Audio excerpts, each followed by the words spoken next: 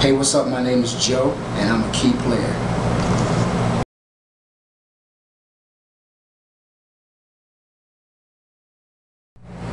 And greetings, my name is Nigeria, and I'm here with Joe, and he has a new album coming out. Tell us the name of the album, Joe. Yes, DoubleBack, The Evolution of R&B. The release date is July 2nd. Okay. And if you're in a different time zone, this is 2013. That's right. And Joe, you're the son of preachers, a guitarist, a singer, a songwriter, producer, 7-time Grammy Award winner, multi-platinum singer, artist, and still selling today. And as you said, 2013. I believe you started in 1993. 93 was the first release. 20 years now. Right. Congratulations, brother. Thank you very much. 10 albums. And see, that's why you're a key player. Yeah. God bless you. Yeah, because you still do that. It really means a lot when you put in early work and it continues to keep going. That's right. Now, when you first got into the business, I mean, you came in on the cusp of black music, where they started acknowledging black artists for talent, because that's all you have, brother, is talent. Even though it was also the cusp of the hip-hop era. Tell us, just since we throwing back, just go back a little bit and talk about that beginning stage of coming into the business, your first deal. I mean, and then you soared. You did soundtracks and you did duets. Just take us back a little bit.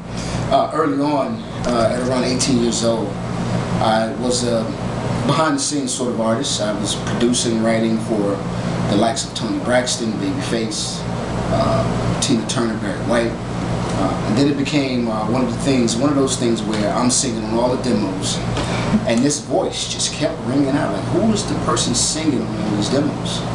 And so one thing led to another. The voice was me, and they were like, wow, we got to get you, we want to do a showcase. I did a showcase for like 4 or 5 different labels.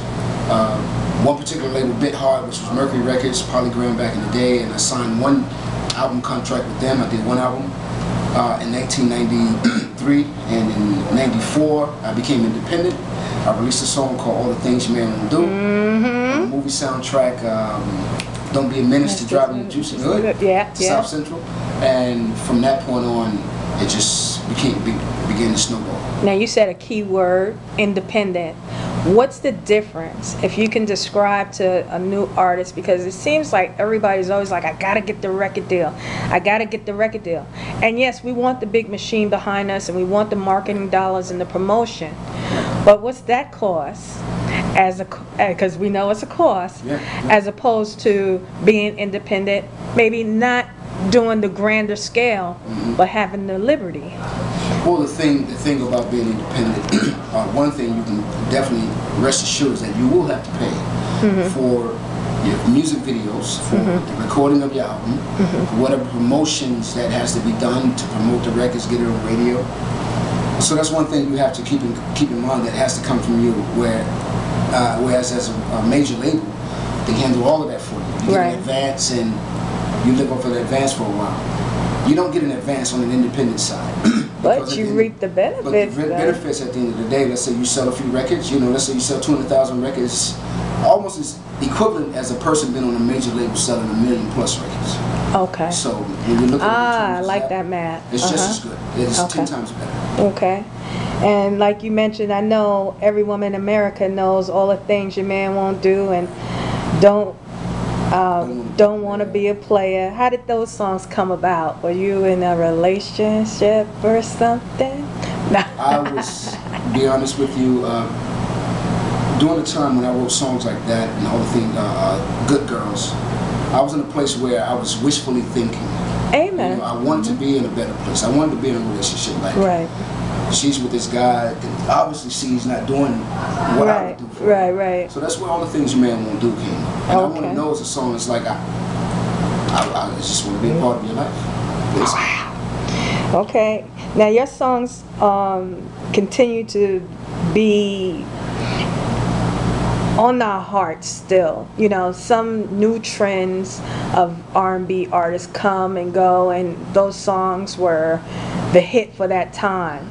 It's very few artists that can come out with songs, you know, and have that lifespan as a Barry White, a James Brown. I believe Joe's songs will be around for a while. What is the key element for that, to have a song that if someone was in the club right now, we put on Don't Want to Be a Player No More, everybody's going to party to it. You know, it's just like, what's that song? Never Let Go, you know. So what's the key to trying to, well, it's a gift, but how do you get that element of a lifetime song?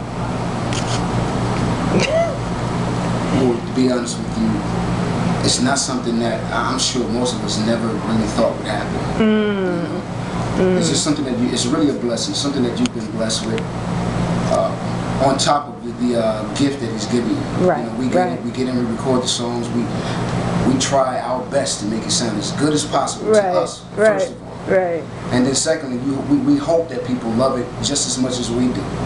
And when it comes out and it becomes a success, I mean, that's an incredible feeling. Right. It's an incredible feeling, having people really appreciate something that you're a part of. Now, you've written for other artists, like you mentioned, and of course, you write your own songs. Is there any current projects you're writing for? Well, I could be, possibly. I'm gonna work on my family. You know, I got some very talented family members. Okay. My father's very excited to get into the studio. Oh, okay. Go Dad. You know, I tell you, he's really Now, is excited. he gonna do a gospel song? Yeah, I'm sure he's definitely. I was gonna ask you. You know, my father's a minister. He's been Yeah, writing songs for years. Yeah. And my mother's really motivating me and pushing me to get him in as well. Wow. So it's one of those things like, okay, this is going to be a project. Okay. And we're going to have to wait to see how it turns out. Okay. Now, what's the dealings with you and Mr. Marvin Sapp? Marvin Sapp, you know, I reached out to him. I haven't had a chance to speak with him, but I'm not sure what he wants to do as far as a record is concerned. It could be a Christmas record, it could be a song for his album. I mean, he's doing great. He's doing stuff with Candy. You know, he just reaches out, and well, that's good. I thank God for him. I thank God for him. My background is church. That's right. And I love working with gospel artists. I just did a record with Isaac Correa. Oh yes, I know Isaac Correa. And which is really incredible. Yeah, well, he just did one with R. Kelly, right? He did the song with R. Kelly. Yeah, Clean This House. I like that too. So I'm certainly involved, and I love Kim Burrell. She's a good, close personal friend of mine. Okay, so now what's one of your favorite gospel songs? You can go back, or you can go current. Yeah, it has to be back in the day. Oh, okay. He said it has to be back in the day. Because I grew up on I grew up on the Winans. I grew up on Shirley Caesar. I just saw Cece. The Mighty Clouds of Joy. Okay. The Williams Brothers. Oh yeah. Sweep around your own front door before you try to sweep around mine. I love it. I don't know if y'all know that song. It's okay. They know it now. That song is incredible. Sweep around your own front door before you try to sweep around mine. Don't worry about the mote in my eye. Worry about the beam in your eye. Okay. But I mean.